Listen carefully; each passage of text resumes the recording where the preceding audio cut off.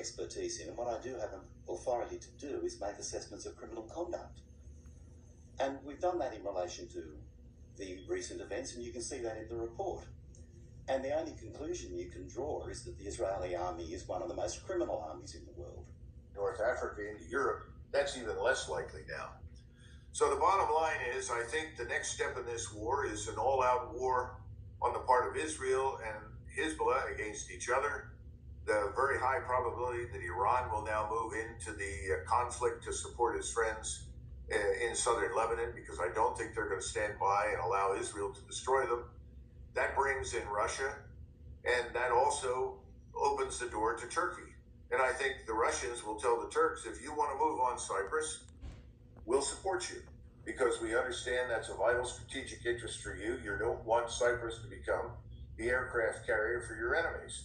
And the Turks are increasingly viewing Israel as their enemy. So, Doug, this brings up some humongous. There's geostrategic issues that are just off the charts here, and I'm sure that you're probably going to touch on them in a second. But there's some huge prospects of problems on the tactical and operational level for the United States.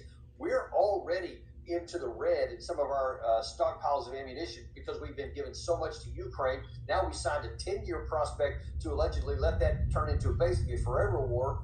And Israel's already yelling at us. I mean, that's what Netanyahu was doing, because we haven't given enough weapons here on the Hamas. Now, if they open up into Hezbollah, you're talking about a sustained combat that's going to take a lot more rockets, interceptors, artillery, all kinds of other ammunitions, which we don't have. And now that you spread that out over a two-front war while we're doing Ukraine, Doug, we don't have enough for that. Well, we've not even addressed the vulnerabilities of our forces that are still sitting in the Middle East and the various bases there, which are easy for the Iranians to target. The Iranians have always exercised restraint when they saw that they were walking up to the edge. And we would do the same thing. We always walked up to the edge, but then we said no, because it's really not in the interest of the United States to be at war with Iran. Today, the problem for us is it's not just Iran, it's virtually the whole region that's turning against us. We have no interest that would bring us into war with the Muslim Arabs on the peninsula, as well as Iran, or for that matter, the Turks. We have no interest whatsoever in that. We have an interest in finding a way to stop this. But here's an important point to keep in mind, and I have to quote John Mearsheimer, who said it very, very well. If our interests and Israel's interests were actually aligned, there would be no requirement or need for an Israel lobby. Why is there an Israel lobby pouring hundreds of millions of dollars into people's campaigns and pockets on the Hill, in the House, in the Senate, and even in the White House? Because the interests do not align. So they have to be artificially constructed. And that's an artificial construct right now. And I think once the American people discover what's going on, and they'll probably discover after we begin to take losses at sea, there's going to be hell to pay in Washington. No amount of money will ultimately buy off the American electorate. The American electorate is not going to be pleased if we take heavy casualties. And I think that's a real possibility. And again, I go back to Russia doesn't have to engage directly. They can support Iran, and they can also support the Turks. And the Turks are going to be very unhappy about these developments on Cyprus. The Turks are already watching carefully to their eastern border, where the Israelis have been hard at work, as well as we, in inspiring the Kurds to attack Turkey. Why would they do that? Because that's a distraction. That diverts resources in Turkey away from potentially being used against Israel. But I have another emergency alert to share with you guys. Right now it is 14:34 Eastern Time here in the United States. And we have some major breaking news coming in from Lebanon. So what you're looking at here is video footage coming out of Beirut, which is the capital of Lebanon. And you can see this airport here packed with people trying to flee Lebanon ahead of this massive war that's about to start between Israel and Hezbollah, which could just be hours or days away.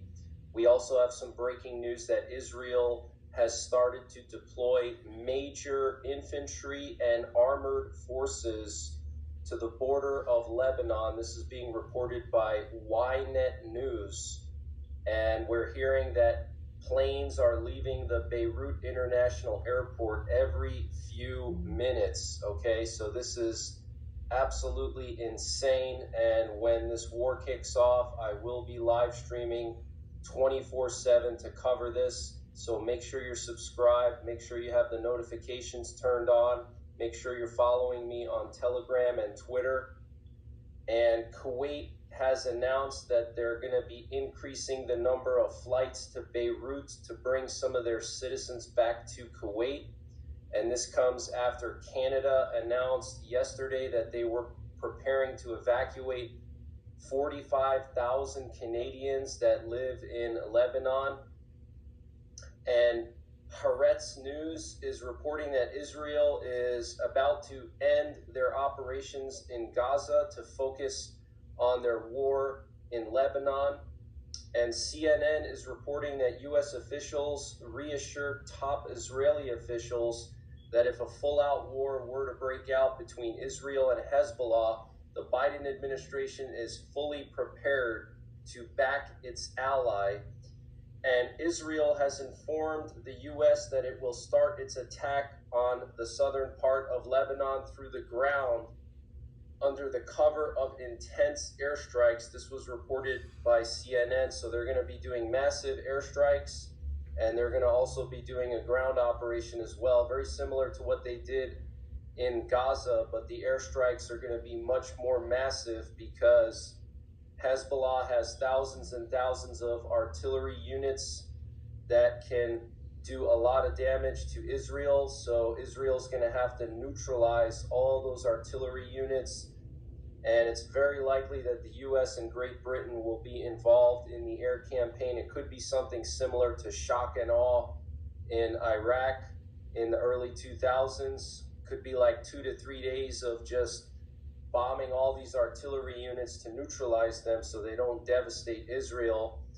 And American sources told Sky News Arabia that the USS Eisenhower, the aircraft carrier, is now on its way to the Eastern Mediterranean on a mission to support any military operations that may be imposed by developments between Lebanon and Israel.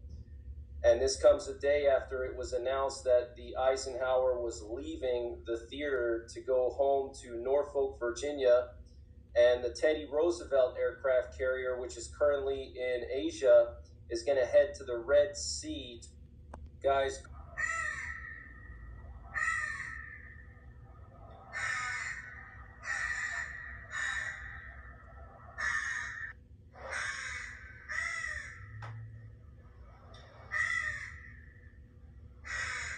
I have an emergency alert to share with you guys. Right now it is 15:26 Eastern Time here in the United States.